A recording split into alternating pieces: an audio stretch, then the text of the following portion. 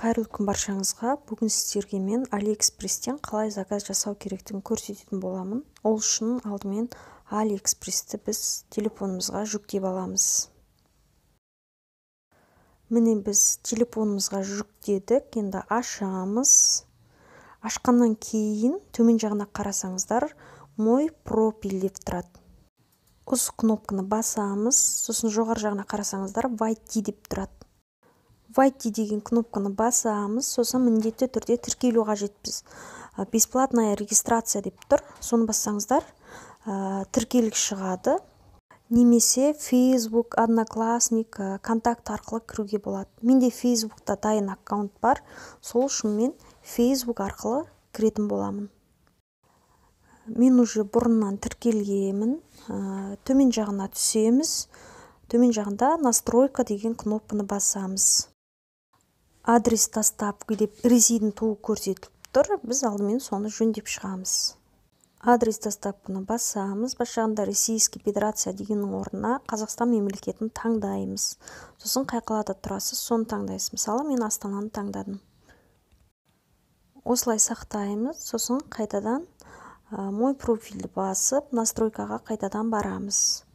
Настройканы басқаннан кейін, профильден кейін екінші адрес доставки деп тұр. Біз өзіміздің адресімізді жазамыз. Адрес доставканы басқаннан кейін, мына жерде екі не тұр. Мария Шолдымұрат деп астында көріп тұрсыздар. Бұл менде бұрыннан сақталған. Менің адресім. Ол нақты жазылу керек. Енді бас жағына қарасаңыздар, добавить новый адрес деп тұр. Мен қазір қалай дұрыс тіркелу керектігін сіздерге көрсететін боламын. Ол үшін біз бас жағындағы добавить новый адрес дегенді басамыз.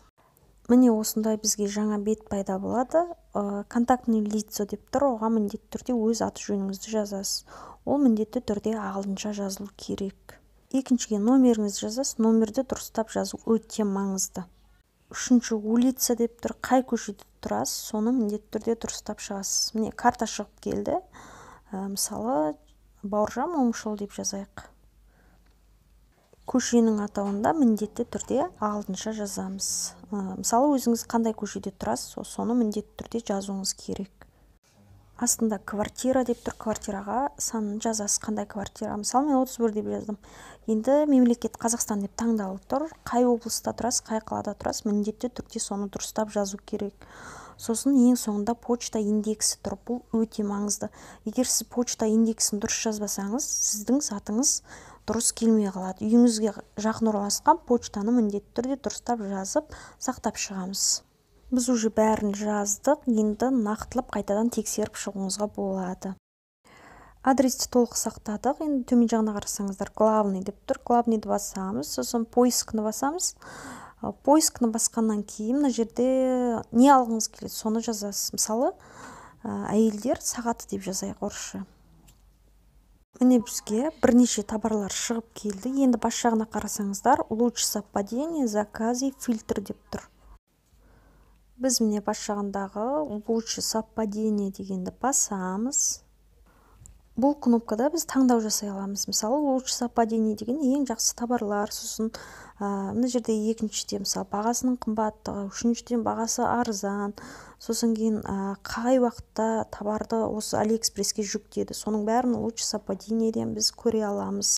Ол қатты маңызды емес. Бізге ең маңызы заказ деген кнопка. Заказы деп тұр. Ол жерде біз қанша адам сатып алғанын көре аламыз. Яғни біздің алатын товарымыз көп адам сатып алынған товар болу керек.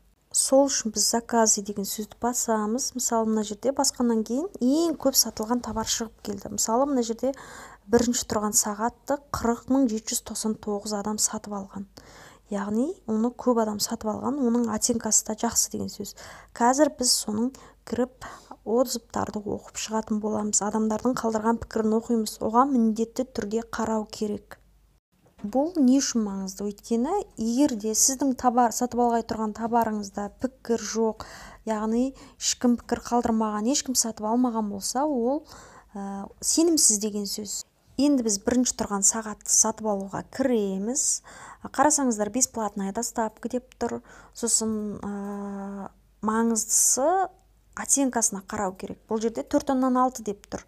Міндетті түрде отзывтарын оқимыз. Яғни 11.000 отзыв бар екен мына жерде. отзывтарды ашып оқимыз. отзывы дегенді басамыз үстінен.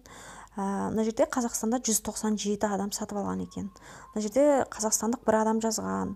Товар 20 күнде келді дейді. Яғни товар бұл жерде жазылуына сәйкес келеді. Сатушыны мен сіздерге ұсынамын деп жазып қойыпты. Яғни бұл товар жақсы деген сөз. Ол үшін біз купитті басамыз. Сіз қай сағат таңдайсыз, соны таңдайсыз. Мысалы, мен екіншісін таңдадым, содан кейін продолжить дегенді басамыз. Бас жағына қарасаңыз, сіздің адрес доставкаңыз шықты, екіншіде сіздің номер карточкаңыз шығады. Яғни сіз сол жерге номер карточкаңызды дұрыстап жазасыз. Міндетті түрде адрес доставкаңызды дұрыстап жазуыңыз керек. Осылай сіз төлем жасайсыз, яғни оплатить дегенді бассаңыз, автоматты түрде төлем жасалады. Мой профильге кірсеңіздер, бас жағына қарасаңыздар, заказы деп тұр. Сол заказыды бассаңыздар, сіз өзіңіздің затыңыздың қайда екенін тексеріп көріп отыруға болады.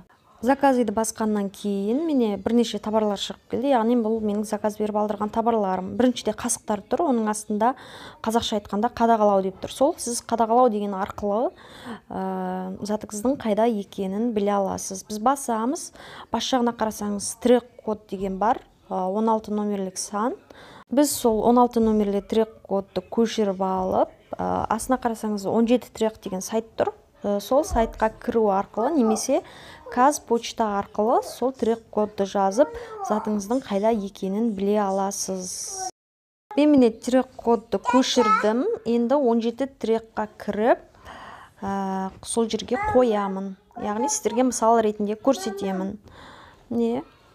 Қойдым, яғни трек дегенді басып, іздеймін затымның қайда екенін. Қазір уже іздеу үстінде. Міне шығып келді. Нұрсұлтан қаласы, проспект Бауыржан Момышұлы 2-де 5-те орналасқан, уже сіздің затыңыз келген деп көрсетіп тұр. Осымен біздің Алиэкспресс туралы видеомыз дайын. Сіздермен болған Марияш. Егер ұнаса, каналға жазылып, лайк қойып, пікір жазыңыздар.